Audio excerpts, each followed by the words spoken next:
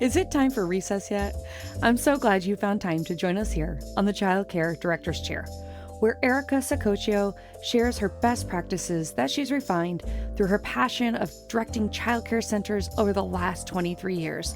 From parenting interaction, systems to save you time, money, and stress, to profitability. She shares it all from the Childcare Director's Chair.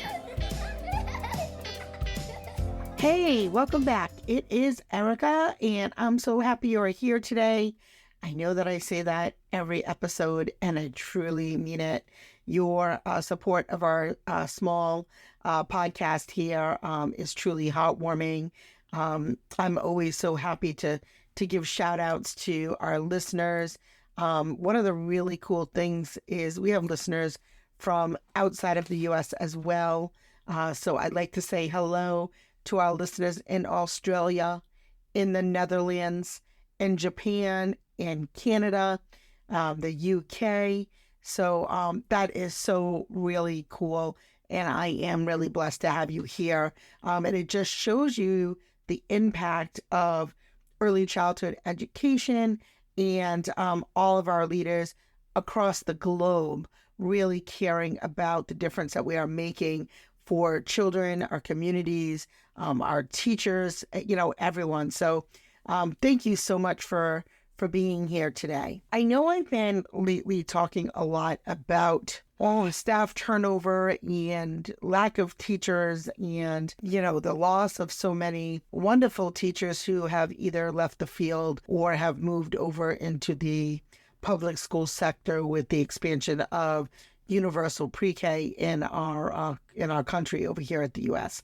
And I know many other countries have been doing universal pre-K for many, many years. And so today I'd like to talk about maybe 15 solutions to help reduce teacher turnover at your childcare center, because we all know teacher turnover can be a significant challenge for any childcare center, and high turnover rates not only disrupt the stability of the center, but also impact the quality of care, satisfaction of your parents, and we really need to address this issue. So we need to be a little proactive and think about measures that we can do to show our commitment to having a positive work environment. So let's jump into it. The first thing is very obvious, and I know we talk about it quite a bit, and we might have to get creative on how we can do this, but we have to offer competitive compensation. We have to make sure that the teachers are offered competitive salaries and benefits. And one way you might be able to do this is conduct regular market research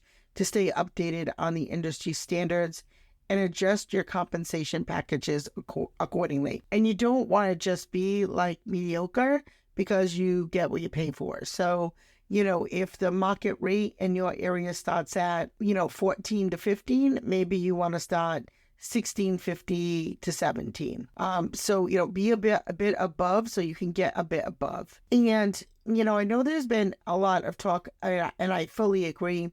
As the talent pool starts to shrink a little bit, we may need to reach out into some other areas to connect with some other folks who maybe are not currently in the field, but are looking for some guidance on where they might want to make a career in maybe, our field of early childhood education or youth or school age might be a good fit for them. So, but we got to make it worth their time and while, because let's face it, it's a lot easier to do a job that, you're not responsible for people's lives, and young children are very busy and they require a lot of attention and supervision the entire time you are, you're on the floor. And rightfully so, because that's what children deserve.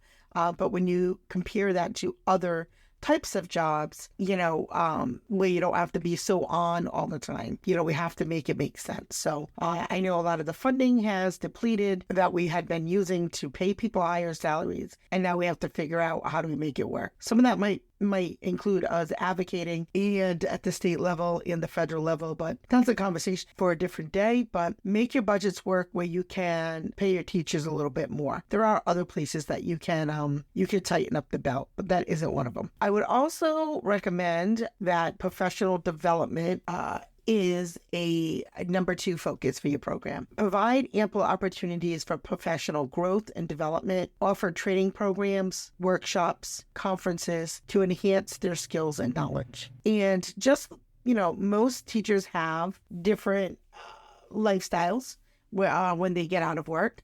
So make sure that the way that you're providing these opportunities meet everybody's needs. For example, if you constantly have trainings after hours and some of your staff members have young children, but they may not have somebody watch their children, obviously that's a deterrent. Some people learn better with in-person trainings. Others learn better with online trainings.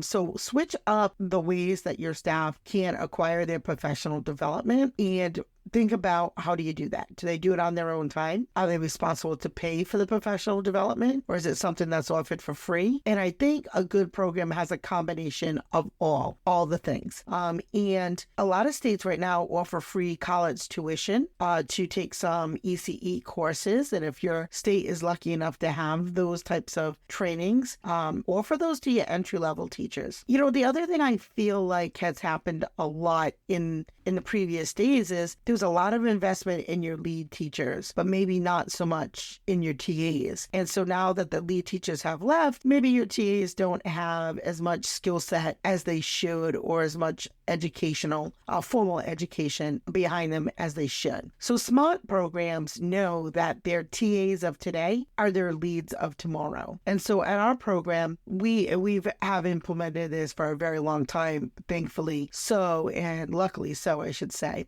There is the Rhode Island Early Learning Standards, and every state has some variation of their own standards. But typically, many programs were only sending their lead teachers to acquire the foundations, which is like a level 1. And we have been having TAs equally take that course and get that certification. Same thing with CDAs, our entry-level TAs. We start them on that journey to get that CDA. And it starts as simple as get a binder. Everybody is required to do PD anyway. So help them start collecting their PD, start separating it into the different areas or components that you need in your CDA portfolio, and make that an ongoing thing, because it makes it much easier when it comes time to say, hey, we'd really like to support you in acquiring your CDA. So professional development, every state looks a little different, but make sure you're offering to all levels and a variety of ways that is conducive for their lives. Some of it should be paid. Some of it should be on their own. Not everybody's going to agree with me there, but I do think that they should have some of their own skin in the game, if that makes sense. And then some of it certainly should be paid through your program, offered during clock time hours, because I think that just shows good goodwill and support of your team. But with that being said, we'll jump right on into supportive leadership. Cultivating a supportive leadership style that encourages open communication, collaboration, and mentorship. And be available to listen to your teachers' concerns and provide guidance when needed. And I think the smaller your center is, the easier it is to do. When you do have multiple locations, you have to be real thoughtful about where you spend your time and making sure that it is equally distributed and everybody feels, supported through your leadership team. And that starts from the top down. So supportive leadership definitely does help with teacher turnover. You also have to recognize and appreciate your teachers, their hard work, their dedication. Implement a system to acknowledge their achievements or milestones, whether it's verbal praise, certificates, small rewards. Remember, not everybody likes pomp and circumstance, and other people's really love that, right? They really want everyone to know that they were recognized for XYZ.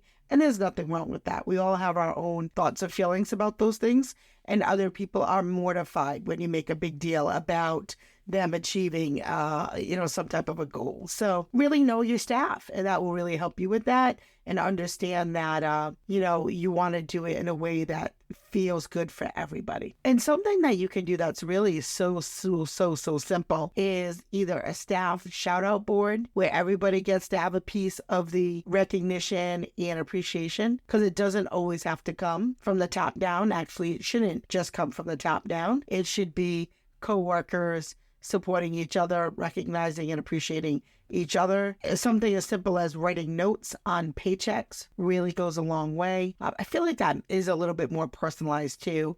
I mean, I know some programs send out emails and text messages and things like that, and that's okay. But I think, try to make it as personalized as possible, and that really does help build that connection. And we cannot forget about work-life balance. Promoting a healthy work-life balance by offering flexible schedules, scheduling options, reasonable working hours, and encourage your teachers to take their breaks and vacations to avoid burnout. Now, I know some of my staff will be snickering right now by me saying that, because they're forever telling me to take a break, take a vacation. Sadly, I did want to go to Florida this weekend, or this week, I should say. It's a long holiday week. But I wanted to go, but I wasn't able to go because of this exact reason, staff turnover, and so I wasn't able to take a vacation this week. But my daughter and her fiance and dad, they're all down in Florida, having a great time at Universal, and I am here making sure that the children are safe and the program is well run. So, the teacher turnover doesn't just affect the teachers in the classroom and the children. It does also affect administration and ownership. And so it does affect all of us. So we do all have to work together to try to come up with a solution. And so here we are, talking about some things that we can do, and again, be proactive. So I am not able to take vacation, but don't feel bad for me. Because it was the right thing to do, and everybody has to make their decisions on the right things to do. But I am taking some time to still practice some self-care and, enjoy myself during this break. So, clear expectations. We have to set clear expectations regarding the job responsibilities, performance standards, and behavior. Provide guidance in writing. All policies should be in writing, and that really does help avoid misunderstandings, and it helps promote a positive, harmonious work environment, because we all know when a teacher's upset and they feel like they weren't treated fairly around something, that goes like wildfire through the program. They're on the floor, they're complaining to coworkers, they're complaining to parents. So when it's in writing and everybody is clear on the expectations, that minimizes a lot of that. Really great teachers don't like a lot of drama. And, in my experience, some folks during the interview tell me, when I ask why they're leaving where they are, they'll say a drama, work drama, and just, they just want to come in and do a great job, enjoy their time. And, we spend so much time at work that, it does really kind of become a second home. So it's really important to have a great work environment. Effective communication. I think I bring that up on every episode, and I can't stress it enough. So making sure that you have open, transparent communication on the channels within your program, so everybody knows who they are supposed to go to for what. Encourage regular staff meetings and one-on-one sessions and suggestion boxes to ensure that everyone's voices are heard. And you know what's funny? I thought I was going to do a podcast on one-on-one sessions and what they should look like. I'm not sure if I ever got around to it, but I really have been meaning to. So I definitely will put that on my list here to talk about one-on-one sessions, what they should look like, how frequently, and what, the overall outcome, or hopefully overall outcome, would be for those sessions. So we'll definitely dig into that. You want to make sure that we have collaborative decision-making in your program and involve your teachers in decision-making process that affects their work. Seek their input and suggestions when implementing new policies or making changes within the center. You want to have positive classroom environment. So creating a positive classroom environment that promotes teamwork, respect, and inclusivity really does encourage the teachers to establish strong relationships with their students and families. You can implement a mentorship program and implement a mentorship program where experienced teachers can guide and support new hires. And this not only helps the teachers adjust quickly, but also fosters that sense of community and support with each other within the center. And I do think too that it doesn't always have to be experienced teachers that mentor.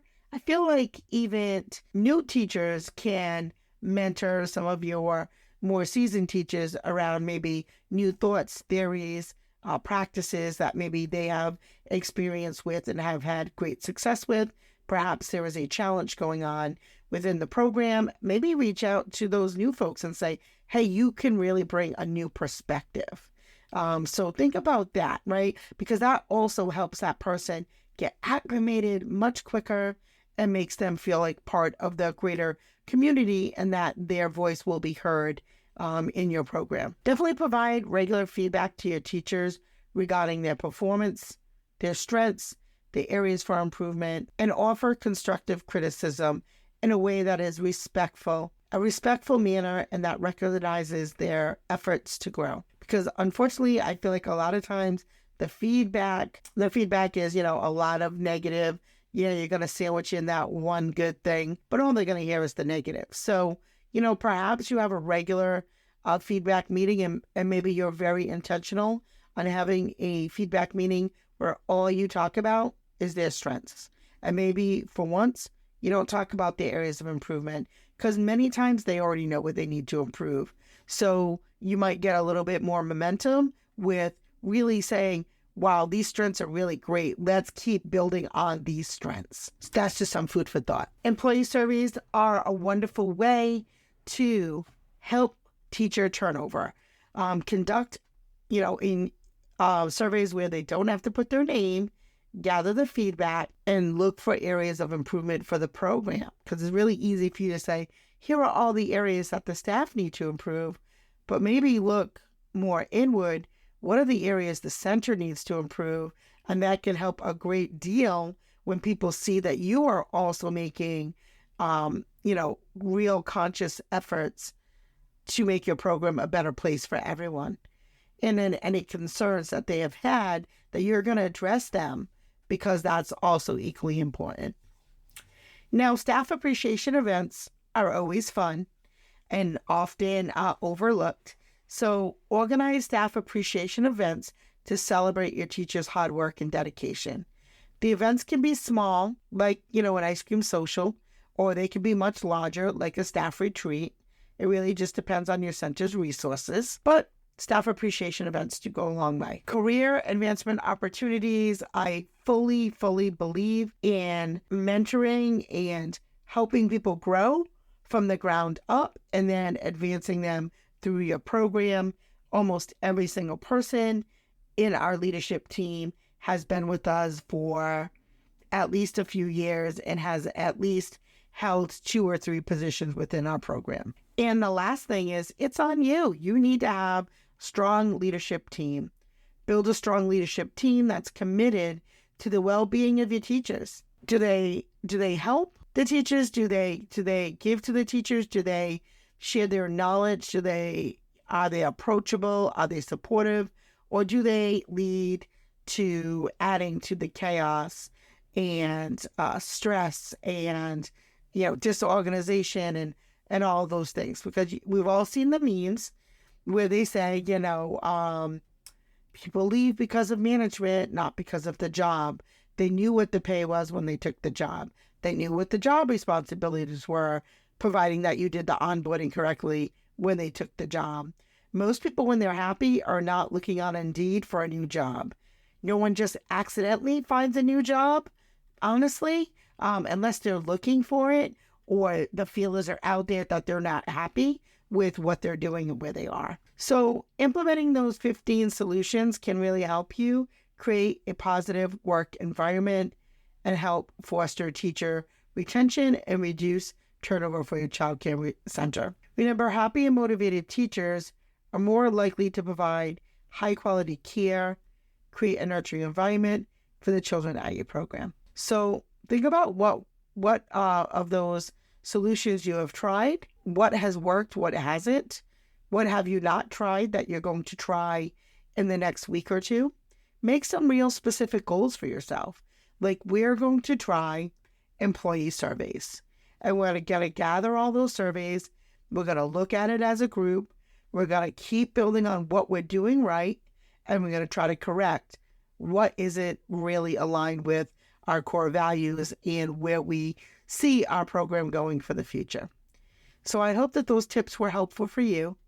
Thank you again so much for tuning in. We really do appreciate you. If you haven't checked out our YouTube channel, we have started to put up some new content there that is definitely different than what we share on the podcast.